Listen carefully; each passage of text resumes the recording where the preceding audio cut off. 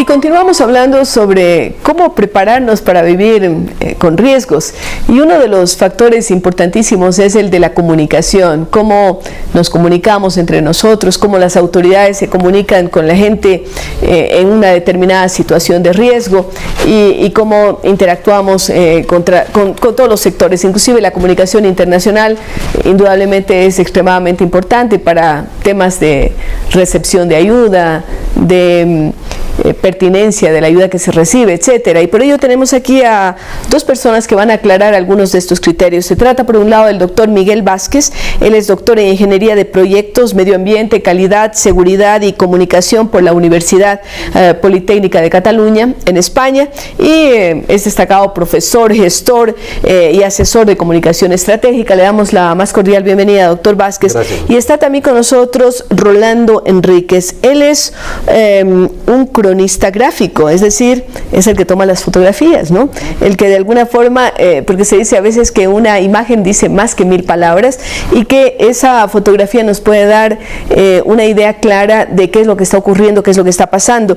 Sabemos que es licenciado en comunicación, pero también actualmente es vicepresidente de la Sociedad de Cronistas Gráficos de Pichincha y tiene una empresa dedicada a proveer de fotografías, me imagino, a diferentes medios de comunicación. Bienvenidos los dos a este programa. Empezamos con usted, doctor Vázquez, para que nos cuente, porque sabemos que va a participar también en un seminario de comunicación estratégica con enfoque en manejo de crisis y riesgos naturales. ¿Cuál es el papel del comunicador en esos momentos, cuando hay un riesgo natural y cuando hay una crisis? Bienvenido. Gracias, doctora. Gracias a los televidentes. Un saludo. Es importante tocar estos temas, ya que nosotros en abril pasamos un suceso que nos cogió en una forma sumamente desprevenida. Claro. Y claro, como no estamos acostumbrados a este tipo de riesgos, entonces no teníamos los insumos y los instrumentos adecuados para poder responder en forma adecuada. Cuando existe un suceso de crisis o de riesgo, lo importante es que los canales oficiales busquen restablecer el orden establecido y a través de distintos canales y mecanismos establecer procesos de comunicación con los afectados a fin de que, ya que el nivel de estrés que ellos mantienen, lo que buscan es información oficial que les permita saber cómo actuar en esos momentos determinados. Y varias son las evidencias que a lo largo de nuestro país se han dado en difíciles manejos, difíciles circunstancias e inadecuados manejos organizacionales por parte de entidades públicas que no han tenido la preparación suficiente para ello. Por eso es importante este seminario, este congreso, porque nos va a permitir establecer mecanismos a través de distintas visiones.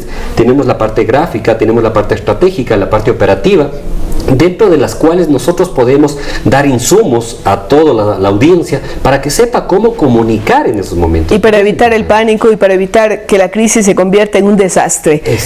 Se dice que, por ejemplo, en el caso ecuatoriano, no nos referimos aquí a un riesgo de carácter natural, pero tuvimos una guerra con el Perú y fue en el año 95 cuando presidente el arquitecto Sixto Durán Ballén.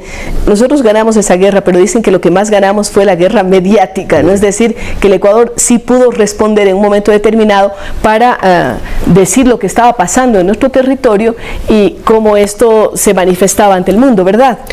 Realmente es importante hacer un análisis histórico de ese proceso, porque se dio un adecuado manejo y gestión gubernamental de la comunicación, que inclusive, recordemos, terminó en el Concierto por la Paz, dentro del cual el mundo se solidarizó con Ecuador y se posicionó la idea de que Ecuador realmente defendió su heredad territorial. Supo responder. Esto es un buen ejemplo que podemos aplicarlo ahora a los otros temas que tienen que ver con estos riesgos de la naturaleza. Y quiero también preguntarle a Rolando sobre el tema de la importancia de lo que usted hace, de lo gráfico. ¿Cómo lo puede usted visualizar desde su punto de vista y desde su experiencia? Bueno, muchas gracias. Un saludo a todos los televidentes. La fotografía para nosotros es un instrumento documental importantísimo. Entonces, si antiguamente las personas solamente escuchaban rumores o palabras de las personas Y cuando apareció la fotografía ya la constataban como hechos, pese a que llegaba de una forma tardía. Con la tecnología todo es inmediato, ¿no? Todo tenemos formas satelitales de comunicación, tenemos internet, tenemos varias opciones. Entonces la fotografía es clave dentro del manejo de...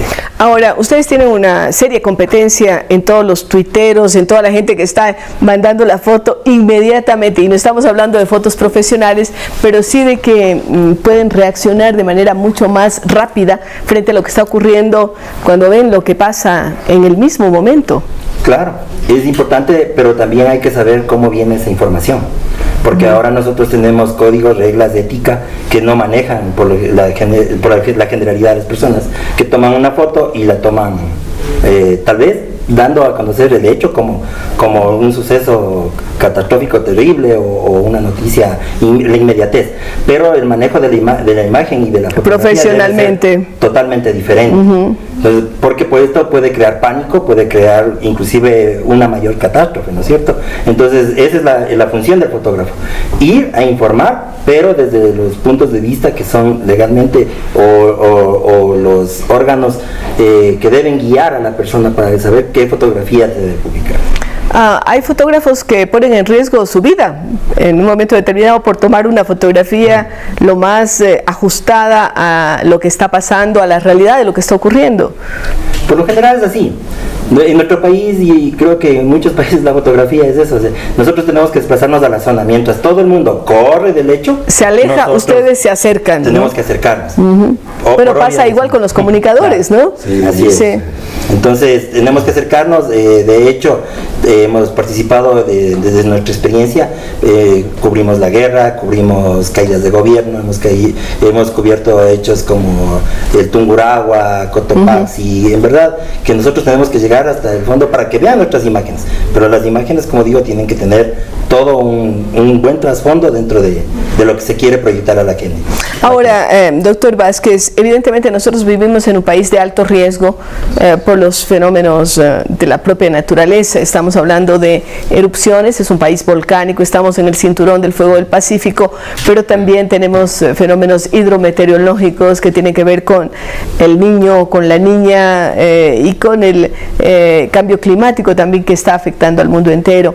¿Cómo preparar a la población desde el punto de vista de la comunicación en relación a estos temas de la naturaleza que son los que estamos más proclives a experimentar? Existen buenas experiencias a través de educomunicación y de socialización, en la cual a la población y a los niños, o a través de los niños se va educando a los padres de familia sobre los procesos que uno debe tener en caso de todo pasa por educación. Por educación. Yo soy un convencido de la educación, y en función de ello, inclusive en el último evento, vemos que tuvimos de un congreso internacional de SEXCOM, de comunicadores organizacionales aquí en el país, en este mes, cuando se presentó un paper en el cual se hacía un análisis de una entidad gubernamental dentro de la cual se veía cómo reaccionaron, vemos que no estamos preparados para ello, porque un porcentaje, más del 50% de mensajes fueron de solidaridad y no de información de desastres. Es cierto. Entonces hay que cambiar a eso, y también hay que formar a los comunicadores. Prueba de ello también es que quien le habla está haciendo una propuesta sobre un nuevo modelo de comunicador que esté preparado para lo que es Latinoamérica, lo que es el Ecuador, que se llama SESCOM, es el comunicador estratega sustentable. Si desde ese comunicador que tiene esa sensibilidad social, que tiene ese carácter estratégico y ese prospectivismo para mirar y saber comunicar hacia nuestra población objetiva, a fin de paliar las crisis, de generar procesos de comunicación adecuados y especialmente comunicarse con la gente, que es lo que nos interesa. Ahora, este tema de la comunicación es realmente importante.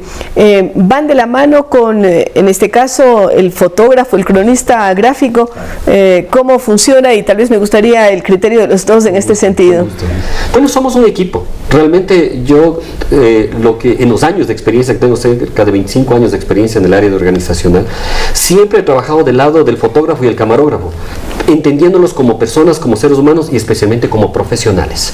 Es decir, Ellos saben cómo hacer su trabajo y yo tengo que interpretar ese trabajo en función de los contenidos que comunicamos en conjunto. Es decir, los dos hacemos un equipo y en función de eso, la noticia que nosotros desde la institución queremos comunicar sale con un solo mensaje, que es lo que nosotros necesitamos enviar hacia los perceptores. ¿Qué nos dice usted, Rolando, de ese equipo? ¿Cómo mira al comunicador, al que está escribiendo, al que está describiendo lo que pasa en palabras frente a lo que hacen ustedes en el tema visual, en el tema gráfico? Es importantísimo, la coordinación es importantísima, porque, por ejemplo, la primera persona que se informa de un hecho es el periodista, ¿no? El que va a tratar de sacar los datos y toda la información posible, y en base uno también a eso ya va más o menos pensando en qué tipo de fotografía es la que puede o no puede realizar.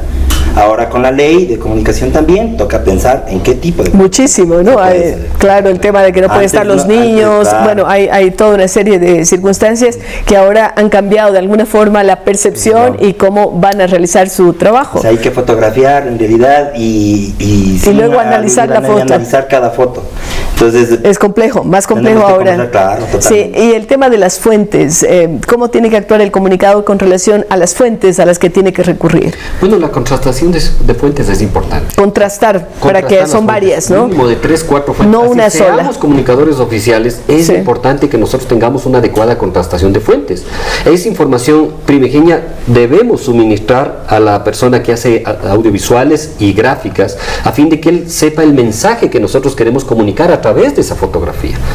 Es decir, cuando nosotros escribimos, generamos el contexto, pero quien ubica en una primera, en lo que yo llamo el golpe de los 3 segundos iniciales, es el fotógrafo y el camarógrafo. Entonces son equipo importantísimo desde mi punto de vista y son quien va abriendo el impacto mediático para que el perceptor se enganche. Así es. Ahora, lo que usted acaba de mencionar es muy importante, contrastar las fuentes, o sea, no conformarse con una. El profesional no puede conformarse con una sola fuente por más que esta sea la autoridad. Eso es cierto, yo señalo, y a través de ejes temáticos el comunicador organizacional tiene una variedad de fuentes, o sea, no solamente es la máxima autoridad, sino tiene voceros técnicos, voceros ambientales, voceros legales, voceros sociales, es decir, existen una infinidad de actores que permiten enriquecer ese comunicado oficial que es un insumo, uno de los insumos para que los medios el periodista de medios de comunicación trabaje como fuente informativa. Muy bien, yo creo que hemos tenido aquí muy importantes insumos frente a lo que puede ser la comunicación de crisis, cómo podemos manejar desde el punto de vista de los profesionales, tanto en lo escrito, en lo audiovisual y también en lo gráfico, de tal manera que la persona que está leyendo, la persona que está preocupada porque en un momento determinado no sabe si su familia está siendo afectada, si sus amigos están siendo afectados, va a tener una radiografía, diríamos así, verdadera, fiel de lo que está ocurriendo y cómo van a desarrollarse los eventos con posterioridad. Queremos agradecerle mucho al doctor Vázquez y a Rolando por habernos dado esta información y con ustedes regresamos luego de una pausa.